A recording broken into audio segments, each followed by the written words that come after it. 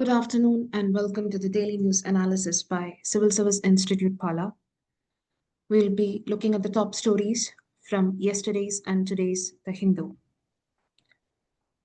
Top stories of the day. Air India jet crashed after fuel cutoff report. 𝗗𝗶𝗃𝗃𝗃 interlinking likely on panel agenda.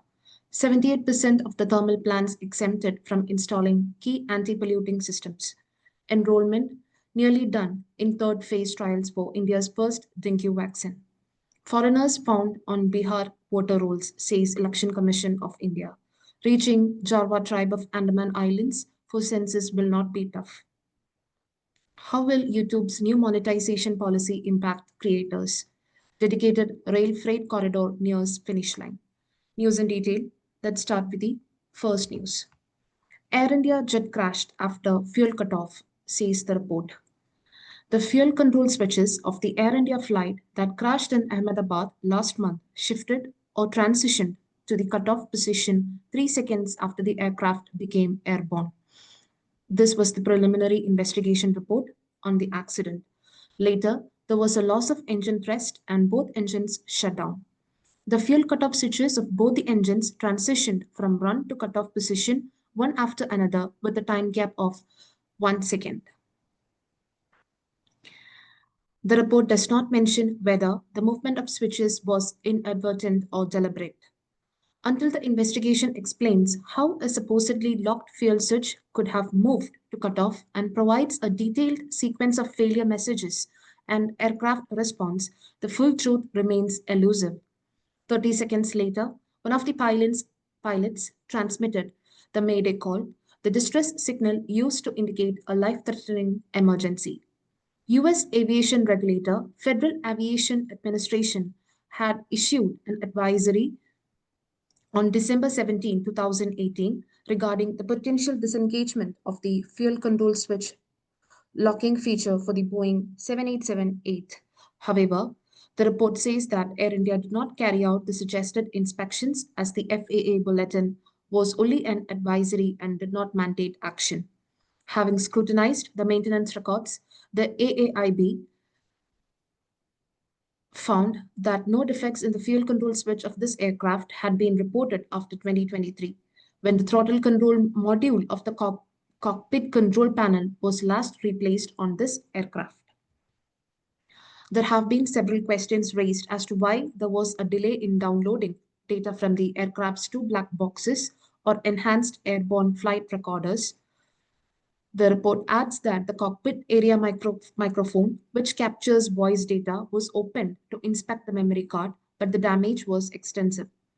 The enhanced airborne flight recorders in the front section was covered in soot, but was still intact. While the key details in the report have evoked appeals by a pilot body for a revamped probe, especially to stop the bias towards pilot error, the investigation team must now stay the course to ensure that there is a sound, comprehensive, and transparent investigation. 𝗗𝗶𝗃𝗃𝗃 interlinking likely on panel agenda. The meeting of the Union Jal Shakti Ministry's Special Committee for Interlinking of Rivers, scheduled for July 15, is likely to witness one or more attempt by the central authorities to persuade Andhra Pradesh and Telangana to arrive at a consensus on the 𝗗𝗏𝗃𝗃 link project. The scheme will benefit Tamil Nadu considerably. Apart from Tamil Nadu, which has been seeking an early implementation of the link, the other states concerned are Karnataka, Maharashtra, and Chhattisgarh, besides the Union Territory of Puducherry. The aim of the 𝗗𝗏𝗃𝗃 link is to make use of unutilized water from the Godavari. There are three components to the project: the Godavari-Krishna link, Krishna-Pennar link, and Pennar-Kaveri link. While Andhra Pradesh views the project in an unqualified way, Telangana has been raising objections on several grounds. It says the project can be taken up only after the Krishna Water Disputes Tribunal, TU, completes adjudication. Though the tribunal submitted its final verdict in November 2013, the Union government in October 2023 referred to it a few more issues. 78% of the thermal plants exempted from installing key anti-polluting systems. The Union Environment Ministry has exempted the majority of India's thermal power plants from installing flue gas desulfurization systems, which are designed to cut sulfur dioxide emissions. Flue gas, a residue from burning fuels in thermal power plants, emits sulfur dioxide, which can mix in the atmosphere and create secondary particulate matter. These are linked to air pollution. Now, only about 11% of India's 600 thermal power plant units have to mandatorily install the flue gas desulfurization systems. These plants, called Category A, are the ones located within a 10-kilometer radius of the national capital region or cities with a population of at least 1 million as per the 2011 census. Another 11% of the thermal power plants, called Category B, located within 10-kilometer radius of critically polluted areas or non-attainment cities, may or may not have to install flue gas desulfurization units, depending upon the decision by a committee of experts. The remaining 78% of thermal power plants of Category C are now exempt from installing the flue gas desulfurization units. The plants in Category A were to have put in place the desulfurization systems by 2017, but have been given multiple extensions to comply.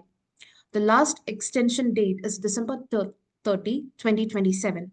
Category B plants that comply with the EAC norms have a deadline of December 30, 2028 to install the desulfurization units.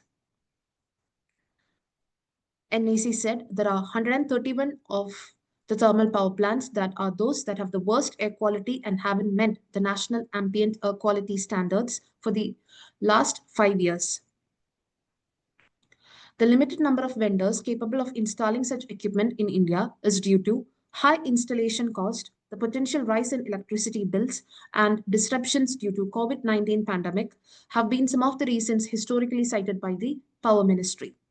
In theory, the cost of non-compliance could run to crores of rupees in fines, though these have not materialized thanks to deadline extensions. Power plants are known to impact areas 200 kilometers away from their location. Thus, they are a source of transboundary pollution regardless of the category they fall into. Additionally, using tall chimneys is not an effective pollution control measure. It merely disperses sulfur dioxide higher into the atmosphere, where it eventually forms toxic fine particles. This decision will affect millions of lives in India by increasing the risk of lung and heart disease. Enrollment nearly done in third phase trials for India's first dengue vaccine. Following an announcement by the Indian Council of Medical Research and Panakia Biotech Limited to initiate third phase trials, about 8,000 of the targeted 10,000 participants have enrolled in the third phase of clinical trials for a dengue vaccine in India. The trial will be rolled out at 20 centers across the country. In India, all 4 serotypes of the dengue virus are known to circulate or co-circulate in many regions. So it's vital to ensure that we have an effective vaccine that achieves good efficacy for all 4 serotypes. There is currently no antiviral treatment or licensed vaccine for dengue in India. India's indigenous tetravalent dengue vaccine, 𝗖𝗄𝗋, the tetravalent dengue vaccine strain, originally developed by the National Institutes of Health, the US, has shown promising results in preclinical and clinical trials worldwide. Dengue is a major public health concern in India, which ranks among the top 30 countries with the highest incidence of the disease. The global incidence of dengue has been steadily increasing over the past 2 decades, with more than 129 countries reporting dengue viral disease by the end of 2023, according to the World Health Organization.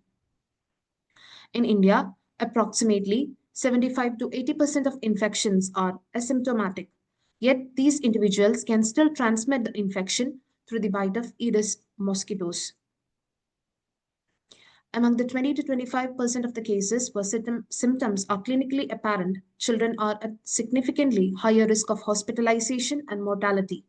In adults, the disease can escalate into severe conditions, including the dengue hemorrhagic fever and dengue shock syndrome. The dengue virus has 4 serotypes, 1 to 4, with low cross protection against each other, which means people can experience repeated infections. Foreigners found on Bihar voter rolls, says Election Commission. The Election Commission said that a large number of people from Nepal, Bangladesh, and Myanmar were found during house-to-house verification of electoral rolls as part of the special intensive revision process in Bihar. The names of such people will not be included in the final voter list to be published on September 30.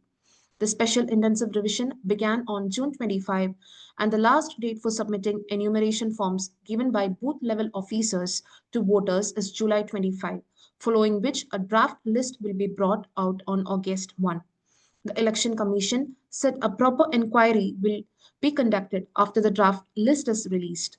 The poll body's move is significant in view of the assembly polls scheduled next year in West Bengal, Assam, Kerala, Puducherry, and Tamil Nadu, and comes as various states are cracking down on illegal immigrants from countries including Bangladesh and Myanmar. Reaching 𝗗𝗏 tribe of Andaman Islands for census will not be tough.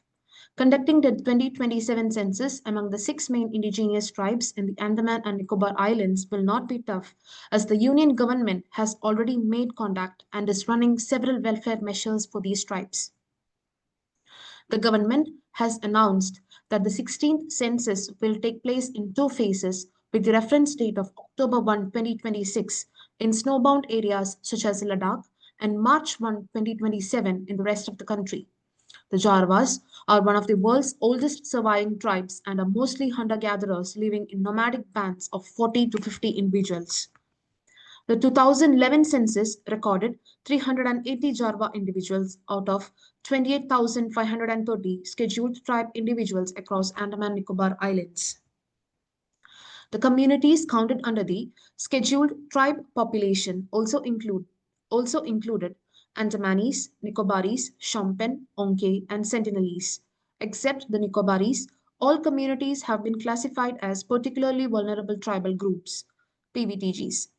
With the next census yet to be conducted, the Tribal Affairs Ministry has found it challenging to estimate the population of PVTGs, including in the Andaman and Nicobar Islands, while implementing targeted scheme delivery programs like the PM Janman for PVTG households.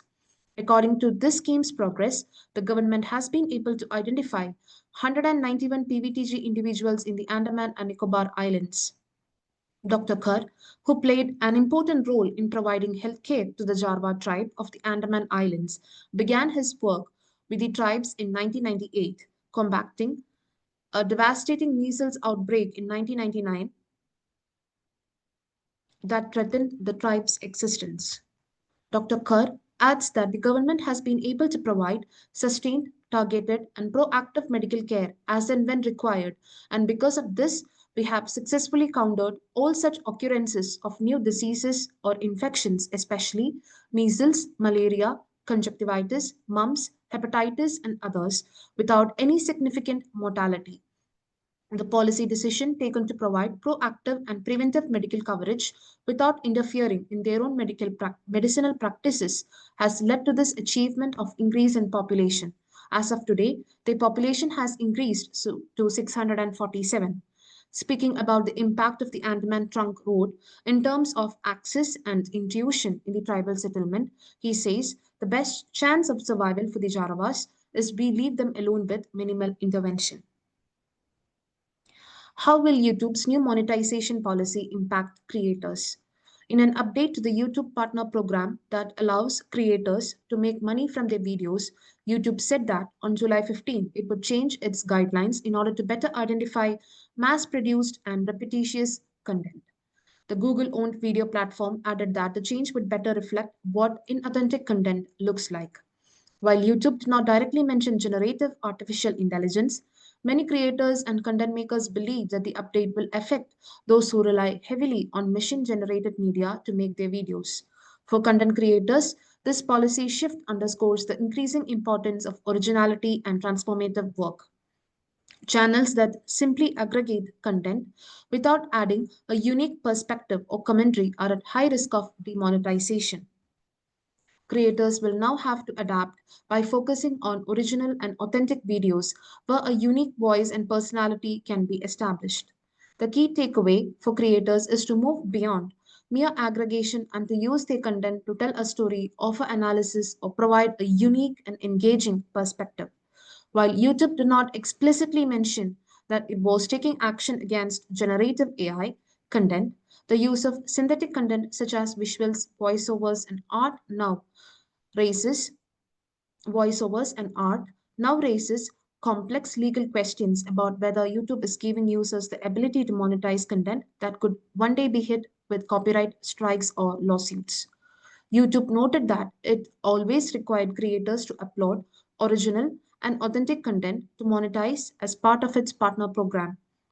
Its new policy says it will identify mass produced and repetitious content but does not currently mention penalizing such videos or banning them. Users will have to simply wait and see. In essence, while genuine content creators who deliver well produced original videos should not be impacted by the update, those who are simply pushing the same low quality videos made with AI tools to rack up subscribers and views will face increased scrutiny in the future. The last topic for the day, dedicated rail freight corridor nears finish line. India's big ticket rail infrastructure project, the dedicated freight corridor, is nearing completion. The 1.25 lakh crore twin corridor initiative aimed at overhauling the country's freight movement is expected to be fully commissioned by December. The last stretch of the western dedicated freight corridor, about 110 km, is in the final stages of development. The Eastern DFC, largely coal-linked and running from Ludhiana in Punjab to Sonnagar in Bihar, is already operational. The Western DFC pertains mostly to carriers, container, and cement cargo. The DFC creates 3,300 km of electrified double-line tracks, 1,875 km Eastern DFC and 1,506 km Western DFC, reinforcing the freight backbone between Punjab and Bihar, and later to be extended to the states of West Bengal between Haryana and Maharashtra. The corridors decongest existing passenger routes, reduce logistics cost, and cut carbon emissions. The system is built to handle speeds up to 100 km per hour, that is, to double the average speed of Indian Railways freight trains today. Currently, trains are averaging 50 km per hour on the operational DFC segments, and this is expected to improve as the rolling stock is modernized. The detailed project reports for 3 new corridors, the East Coast, the East-West, and the North-South, have already been submitted to the Ministry of Railways. If cleared, the East Coast corridor, that is Paradip to Vijayawada, will take priority, followed by East-West, that is Kharagpur to Mumbai, and then North-South, Delhi to Chennai. With most of the funding currently sourced from the World Bank and other multilateral agencies, the Dedicated Freight Corridor Corporation of India Limited is now considering refinancing a portion of its existing debt, particularly the World Bank component, through the Indian Railway Finance Corporation. With the railways opening up corridor maintenance to public sector and private players, the DFCCIL may explore the prospect of bidding for upcoming maintenance and infrastructure projects. It also plans to extend services like parcel express trains, especially to undeserved routes. With this, we come to an end of the session. Thank you. Have a nice day.